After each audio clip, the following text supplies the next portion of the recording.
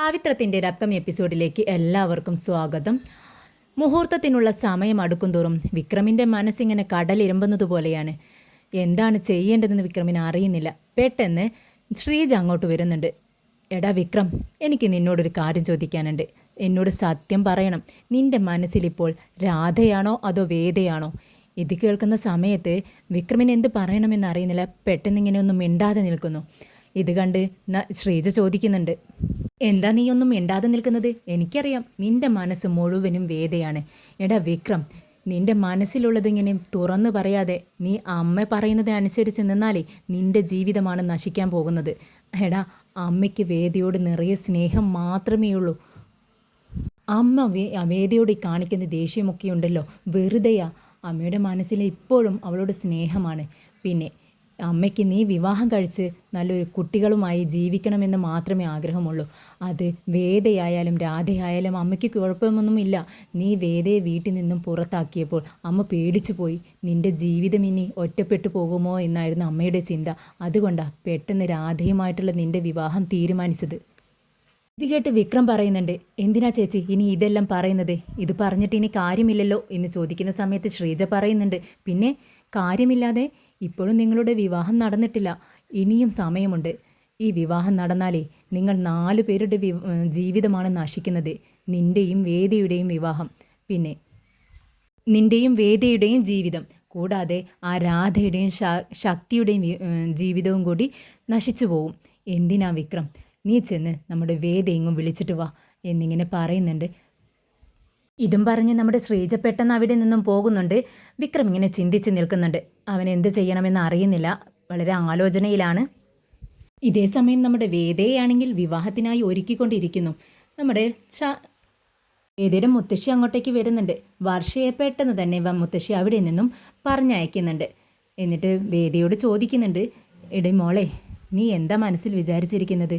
മുഹൂർത്തത്തിനുള്ള സമയമായി.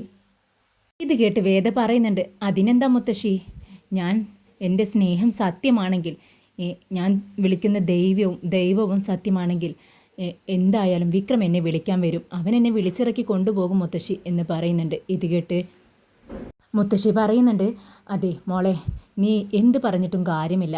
നീ നിൻ്റെ ചേട്ടനോടോ അച്ഛനോടോ സംസാരിച്ചിട്ടും കാര്യമില്ല. നിൻ്റെ വിശ്വാസം നിന്നെ രക്ഷിക്കട്ടെ. പക്ഷേ നമ്മൾ ചെയ്യേണ്ട കാര്യം നമ്മൾ ചെയ്യണം. നീ ശക്തിയുമായി ഒന്ന് സംസാരിക്കേ. നിനക്ക് പറയാനുള്ളതെല്ലാം നീ ശക്തിയോട് പറയേ. ശക്തി നിൻ്റെ ഒരു നല്ല ഫ്രണ്ടല്ലേ. ചെറുപ്പം മുതൽ നിങ്ങൾ ഒരുമിച്ച് പഠിച്ചതല്ലേ. നീ പറയുന്നത് കേൾക്കാനുള്ള മനസ്സ് അവനുണ്ടായിരിക്കും. നീ അതാണ് ചെയ്യേണ്ടത് മോളെ എന്ന് പറയുന്ന സമയത്ത് വേദ പറയുന്നുണ്ട്, ഏയ് ഇല്ല അച്ചമ്മേ, ഞാനത് പറഞ്ഞിട്ടും എന്താ കാര്യം? ആ ശക്തിയോട് പറഞ്ഞിട്ട് ഒരു കാര്യവുമില്ല. എന്ത് പറഞ്ഞാലും നമ്മുടെ അച്ഛനും എൻ്റെ ചേട്ടനും കൂടെ എന്നെ അവൻ്റെ കഴുത്തിൽ കെട്ടിവെക്കും, അത് ഉറപ്പാ. പക്ഷേ മുത്തശ്ശി, എനിക്കുണ്ടല്ലോ, എനിക്ക് ഭയങ്കര മനസ്സിൽ നല്ല വിശ്വാസമുണ്ട് ചേച്ചി. മുത്തശ്ശി, എൻ്റെ വിക്രം എന്നെ വിളിക്കാനായി വരും. വിവാഹം താലി കെട്ടുന്നതിന് മുൻപ് എന്തായാലും വിക്രം എന്നെ വിളിച്ചിറക്കി കൊണ്ടുപോകും, അതെനിക്ക് ഉറപ്പാ. ഇത് കേട്ട് മുത്തശ്ശി ചോദിക്കുന്നുണ്ട്, മോളെ, അങ്ങനെ സംഭവിച്ചില്ലെങ്കിലോ, വിക്രം വന്നില്ലെങ്കിലോ? ഇത് കേട്ട് വേദ പറയുന്നുണ്ട്, അങ്ങനെ വന്നില്ലെങ്കിൽ അവൻ താലി കെട്ടുന്നത്, ശക്തി താലി കെട്ടുന്നത് എൻ്റെ ശവത്തിലായിരിക്കും എന്നും പറഞ്ഞുകൊണ്ട് വേദ അവിടെ നിന്നും പോകുന്നുണ്ട്.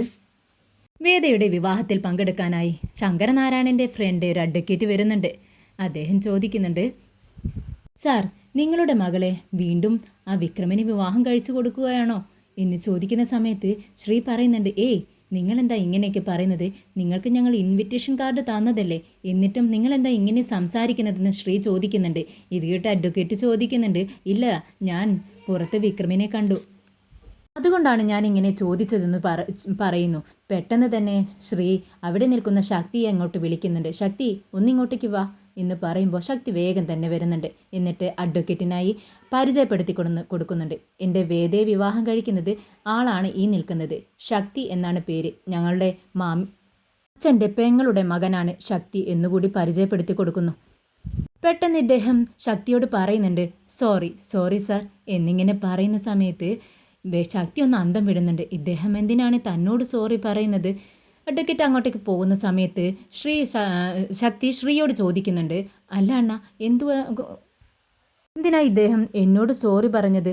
ഇത് കേട്ട് ശ്രീ പറയുന്നുണ്ട്, അല്ല അദ്ദേഹം എന്തൊക്കെയോ ഇങ്ങനെ പുലമ്പുന്നുണ്ടായിരുന്നു, എന്തൊക്കെയോ സംശയങ്ങൾ അദ്ദേഹത്തിന്, അതുകൊണ്ടാണ് അങ്ങനെ സോറി പറഞ്ഞത്. നീ അതൊന്നും ശ്രദ്ധിക്കണ്ട, നീ വിവാഹത്തിനുള്ള ഒരുക്കങ്ങളൊക്കെ ചെയ്യ് എന്നും പറഞ്ഞുകൊണ്ട് ശക്തിയെ അങ്ങോട്ട് വായിക്കുന്നുണ്ട്. എന്നാൽ പുറത്തേക്ക് പോയ അഡ്വക്കേറ്റ് അതേ സ്പീഡിൽ തന്നെ അകത്തേക്ക് കയറി വരുന്നുണ്ട്. ശങ്കർ സാർ, ഞാൻ പറഞ്ഞത് സത്യമാണ്. ഈ വിക്രമുണ്ടല്ലോ, അവൻ പുറത്ത് നിൽക്കുന്നുണ്ട്, അമ്പലത്തിന് പുറത്ത് തന്നെ അതാ നിൽക്കുന്നു, ഞാൻ കണ്ടതാ. എന്തോ എന്തോ ഒരു പ്രശ്നമുണ്ട് ഇതിൽ എന്ന് പറയുമ്പോൾ, നിങ്ങൾ എന്തിനാ അവനെ ഇങ്ങോട്ട് കയറ്റിയത്? നിങ്ങൾക്ക് പവർ ഉണ്ടല്ലോ, അവൻ ഈ വിവാഹത്തിൽ പങ്കെടുക്കാൻ വരരുതായിരുന്നു എന്ന് പറയുന്ന സമയത്ത് പത്മ പെട്ടെന്ന് പറയുന്നുണ്ട്, അത് സാർ ഒന്നുമല്ല, അവൻ്റെ വിവാഹവും ഈ അമ്പലത്തിൽ വെച്ചാണ് നടക്കുന്നത്. ഇത് കേട്ട് അഡ്വക്കേറ്റ് പറയുന്നുണ്ട്, എന്ത്, വിക്രമിൻ്റെ വിവാഹവും ഈ അമ്പലത്തിൽ വെച്ചാണ് നടക്കുന്നത്? അതെന്തിനാ സാർ അവരുടെ വിവാഹം നടക്കുന്ന സ്ഥലത്ത് നമ്മുടെ വിവാഹവും വെച്ചത് എന്ന് ചോദിക്കുന്നുണ്ട്.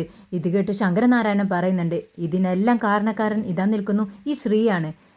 ഇവൻ എന്നോട് ചോദിക്കാതെ ഈ അമ്പലത്തിൽ വിവാഹം വെച്ചത്. എന്തായാലും ഇനി ഇത് നടക്കട്ടെ, നമുക്ക് ഒന്നും ചെയ്യാൻ പറ്റത്തില്ലല്ലോ. സാർ അവിടെ പോയിരിക്കൂ എന്നിങ്ങനെ പറയുന്നുണ്ട്. പക്ഷേ ശ്രീയോട് ചോദിക്കുന്നുണ്ട്, കേട്ടില്ലേ നിങ്ങൾ, ഇങ്ങനെ എത്ര ആളുകൾ വന്ന് ഇങ്ങനെ അച്ഛൻ്റെ അടുത്ത് സംസാരിക്കും, ഇങ്ങനെ സംശയങ്ങൾ ചോദിക്കും. നമ്മുടെ അച്ഛനല്ലേ അവരുടെ മുന്നിലൊക്കെ ഇങ്ങനെ നാണം കെട്ട് നിൽക്കുന്നത്. ഇത് നിങ്ങൾ കാണുന്നില്ലേ മനുഷ്യ? എന്തിനാ നിങ്ങൾ ഈ അമ്പലത്തിൽ തന്നെ വിവാഹം വെച്ചത്, നമ്മുടെ വേദയുടെ വിവാഹം ഇങ്ങനെ വെച്ചതെന്ന് ചോദിക്കുന്നുണ്ട്. ഇത് കേട്ട് ശ്രീ പറയുന്നുണ്ട്, എടി വർഷേ, നീ ഒന്ന് ക്ഷമിക്ക്. ഈയൊരു താലി കെട്ടുന്ന സമയമല്ലേ നമ്മളിവിടെ സ്പെൻഡ് ചെയ്യേണ്ടതുള്ളൂ, അത് കഴിഞ്ഞ് നമ്മളങ്ങ് വീട്ടിലേക്ക് പോവത്തില്ലേ? അതിന് മാത്രം ഇവിടെ എന്താ പ്രശ്നം എന്ന് ചോദിക്കുന്ന സമയത്ത് വർഷ പറയുന്നുണ്ട്, അതെ, ആ വിക്രം എന്തെങ്കിലും പ്രശ്നങ്ങൾ ഉണ്ടാക്കുമോ എന്നാണ് എൻ്റെ പേടി, അതുകൊണ്ടാണ് ഞാനിങ്ങനെ പറഞ്ഞത്. ഇത് കേട്ട് ശ്രീ പറയുന്നുണ്ട്, ഇല്ല, അവൻ ഒരു പ്രശ്നത്തിനും വരത്തില്ല, ഇവിടെ ഫുൾ പോലീസ് പ്രൊട്ടക്ഷനാണ്, കൂടാതെ എൻ്റെ കുറച്ച് ഫ്രണ്ട്സുമുണ്ട്. ഇത് കേട്ട് ശങ്കരനാരായണൻ ചോദിക്കുന്നുണ്ട്, എന്ത്, നിൻ്റെ ഫ്രണ്ട്സോ? അപ്പോൾ അത് ഗുണ്ടകളായിരിക്കുമല്ലോ. എടാ, നീ ഇവിടെ ഗുണ്ടകളെയും അറേഞ്ച് ചെയ്തിട്ടുണ്ടോ? ഇത് കേട്ട് ശ്രീ പറയുന്നുണ്ട്, ഇല്ല അച്ഛാ, ഗുണ്ടകളൊന്നുമല്ല, ശരിക്കും എൻ്റെ ഫ്രണ്ട്സാണ്. ഇത് കേട്ട് ശങ്കരനാരായണൻ പറയുന്നുണ്ട്, എനിക്കറിയാം, നിൻ്റെ ഫ്രണ്ട്സാണെന്ന് പറയുമ്പോൾ അവരെങ്ങനെയുള്ളവരായിരിക്കുമെന്ന് എനിക്കറിയാം, നീ ഒന്നും പറയണ്ട, എന്തെങ്കിലുമൊക്കെ നീ ചെയ്ത് കൂട്ട് എന്നും പറഞ്ഞുകൊണ്ട് ശങ്കരനാരായണൻ ദേഷ്യത്തോടെ പോകുന്നുണ്ട്. അങ്ങനെ വേദയുടെ വിവാഹത്തിനുള്ള ഒരുക്കങ്ങൾ ഓരോന്നായി നടന്നുകൊണ്ടിരിക്കുന്നു. പെട്ടെന്ന് പൂജാരി പറയുന്നുണ്ട്, ചെറുക്കൻ്റെ അച്ഛനും അമ്മയും പെൺകുട്ടിയുടെ അച്ഛനും അമ്മയും ഒന്നിങ്ങോട്ട് വരൂ എന്ന് പറയുന്നുണ്ട്. ഇത് കേട്ട് ശങ്കരനാരായണൻ പറയുന്നുണ്ട്, അത് ചെറുക്കൻ്റെ അച്ഛനും അമ്മയും ഇവിടെയില്ല, പെൺകുട്ടിയുടെ അച്ഛനും അമ്മയും ഞങ്ങൾ മാത്രമേ ഇവിടെയുള്ളൂ, അവർക്ക് വിവാഹത്തിൽ പങ്കെടുക്കാൻ കഴിഞ്ഞില്ല എന്ന് പറയുന്നുണ്ട്. ഇത് കേട്ട് പൂജാരി പറയുന്നുണ്ട്, അത് കുഴപ്പമില്ല, ചെറുക്കൻ്റെ വലിയച്ഛനോ ചെറിയച്ഛനോ അങ്ങനെ ആരെങ്കിലും ആയാൽ മതി, ഈ പുടവ പെൺകുട്ടിക്ക് കൈമാറാൻ വേണ്ടിയിട്ടാണ് ഞാൻ അവരെ അന്വേഷിക്കുന്നത് എന്ന് പറയുന്നു. ഇത് കേട്ട് എല്ലാവരും പരസ്പരം നോക്കുന്നുണ്ട്. ശക്തിക്ക് വേണ്ടി ഈ കാര്യം ആര് ചെയ്യുമെന്നാണ് അവർ ചിന്തിക്കുന്നത്. പെട്ടെന്നാണ് ശക്തി പുറത്തേക്കൊന്ന് നോക്കിയതാണ്.